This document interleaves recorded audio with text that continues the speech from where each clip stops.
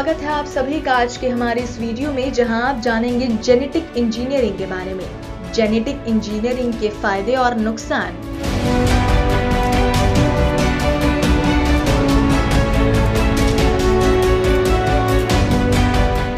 Genetic engineering. Genetic engineering एक ऐसा शब्द है जिसे पहली बार हमारी भाषा में 1970 के दशक में पुनः संयोजक डीएनए प्रौद्योगिकी के उभरते हुए क्षेत्र और चल रही कुछ चीजों का वर्णन करने के लिए पेश किया गया था।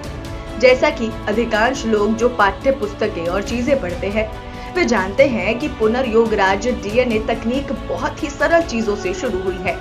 डीएनए के बहुत छोटे टुकड़ों की क्लोनिंग और उन्हें बैक्टीरिया में विकसित करना और एक विशाल क्षेत्र में विकसित हुई है जहां पूरे जीनोम को क्लोन किया जा सकता है और सेल से स्थानांतरित किया जा सकता है। तकनीक की विविधताओं का उपयोग करके कोशिका से कोशिका तक जो सभी आनुवांशिक इंजीनियरिंग के अंतर्गत एक बहुत व्यापक परिभाषा के रूप में आएंगे। मेरे लिए जेनेटिक इंजीनियरिंग मोटे तौर पर परिभाषित का अर्थ है कि आप डीएनए के टुकड़े ले रहे हैं और उन्हें डीएनए के अन्य टुकड़ों के साथ जोड़ रहे हैं। ये वास्तव में प्रकृति में नहीं होता है, लेकिन ऐसा कुछ है जिसे आप अपनी प्रयोगशाला और टेस्ट ट्यूब में इंजीनियर करते हैं और फिर जो आपने इंजीनियर किया है उसे लेना और उसका प्रसार करना, जो कि बैक्टीरिया कोशिकाओं से लेकर खमीर कोशिकाओं तक, पौधों और जानवरों तक किसी भी संख्या में विभिन्न जीवों में होता है। इसीलिए जबकि आनुवांशिक इंजीनियरिंग की कोई सटीक परिभाषा नहीं है, मुझे लगता है कि ये 2000 के दशक में पुनः संयोजक डीएनए प्रौद्योगिकी जीनोमिक्स और आनुवांशिक के पूरे क्षेत्र को परिभाषित करता है।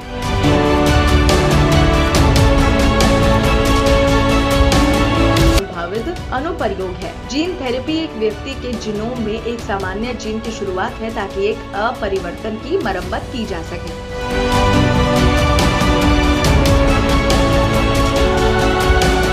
जेनेटिक इंजीनियरिंग के लाभ। आनुवांशिक रूप से संशोधित जीएम फसलें। जेनेटिक इंजीनियरिंग ने फसलों को वांछित गुणों के साथ फसलों का अधिक लाभदायक बनाया है। अधिक वांछनीय लक्षणों वाले पौधे यानी कि बीटी कॉटन के उदाहरण हैं, जैसे सूखा प्रतिरोधी पौधे, रोग प्रतिरोधी फसलें। पौधे तेजी से बढ़ते हैं और अधिक पोषक तत्वों वाले पौधे।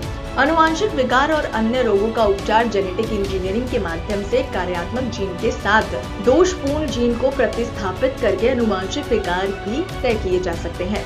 ये मलेरिया और डेंगू बुखार जैसे कुछ बीमारियों के प्रसार को रोकने में मदद करेगा। चिकित्सीय क्लोनिंग ये एक ऐसी प्रक्रिया है जिसके अंतर्गत प्रत्यारोपण के लिए जैविक अंगों को प्राप्त करने के लिए भ्रूण की कोशिकाओं को क्लोन किया जाता है।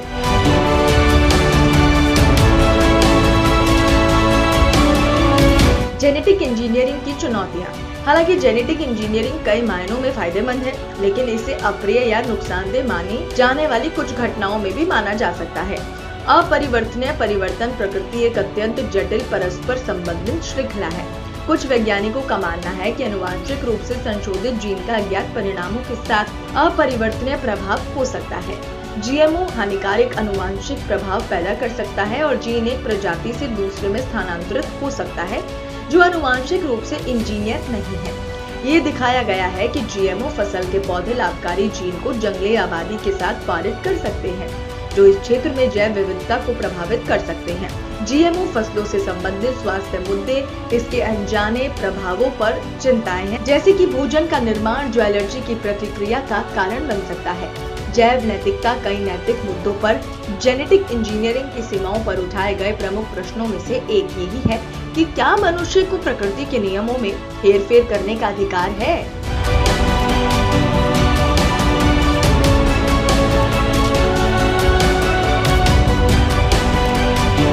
अनुप्रयोग। जेनेटिक इंजीनियरिंग ने जीन फंक्शन और संगठन के कई सैद्धांतिक और व्यवहारिक पहलुओं की समझ को उन्नत किया है।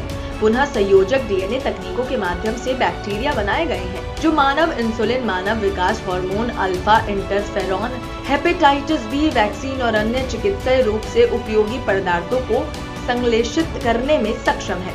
पौधों और आनुवांशिक रूप से समायोजित किया जा सकता है ताकि उन्हें नाइट्रोजन को ठीक करने में सक्षम बनाया जा सके और अनुवांशिक बीमारियों को सामान्य रूप से काम करने वाले जीन के साथ निष्क्रिय जीन को बदलकर ठीक किया जा सकता है। मकई और कपास सहित पौधों की कई प्रजातियों में कीड़ों को मारने वाले विषाक्त पदार्थों के जीन पेश किए गए हैं। जड़ी बूटियों को प्रतिरोध प्रदान करने वाले जीवाणु जीन को भी फसल पौधे में पेश किया गया है। पौधों की अनुवांशिक इंजीनियरिंग के अन्य प्रयासों का उद्देश्य पौधे के पोषण मूल्य में सुधार करना है।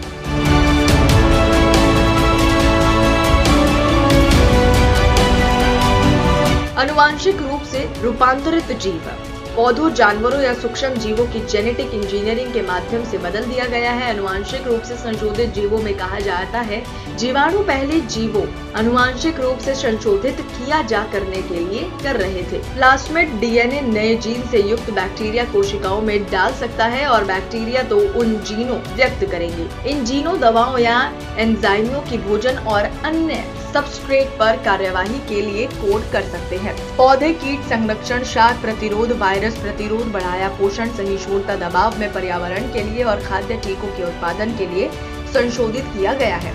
अधिकांश जीएमओ के कीट प्रतिरोधी वाणिज्यकरण किया जा सकता है या शाक सहिष्णु फसल पौधे अनुवांशिक रूप से संशोधित पशु अनुसाधन मॉडल जानवरों और कृषि या दवा उत्पादनों के उत्पादन के लिए इस्तेमाल किया गया है।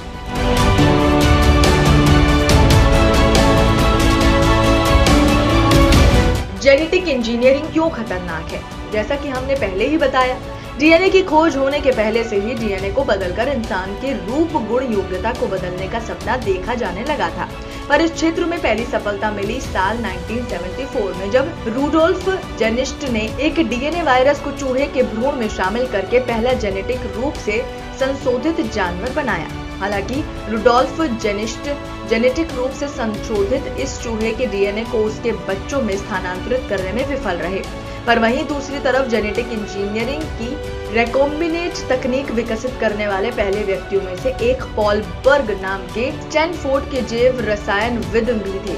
1974 में अपने प्रयोगात्मक डिजाइन में उन्होंने पहले चरण में बंदर के SV40 वायरस को टुकड़े करने वायरस से डीएनए को अलग करने में सफलता पाई।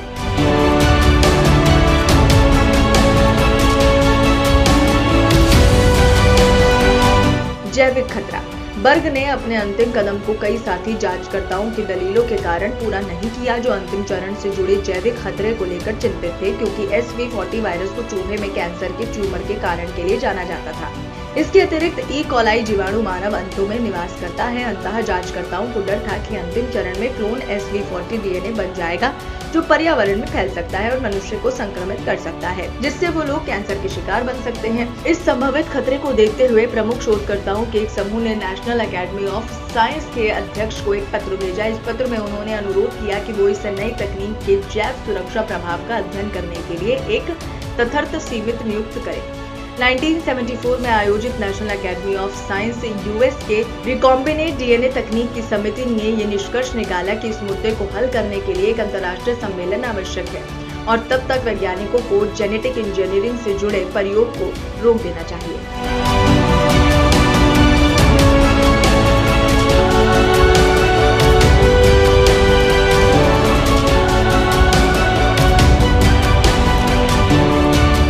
जेनेटिक इंजीनियरिंग का वर्तमान और भविष्य।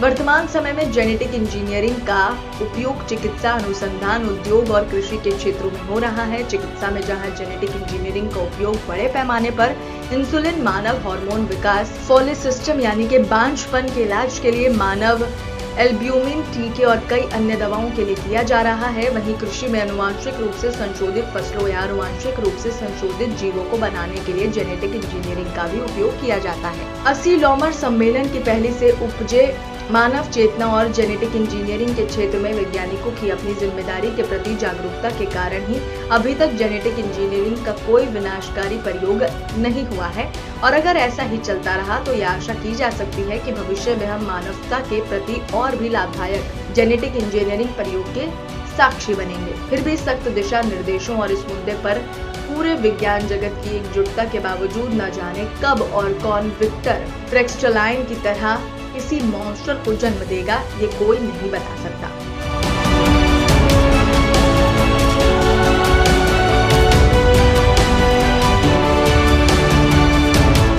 उम्मीद करते हैं आपको ये वीडियो पसंद आई होगी। आप हमारी वीडियो को लाइक शेयर करके आपके अपने चैनल को सब्सक्राइब करना ना भूलें।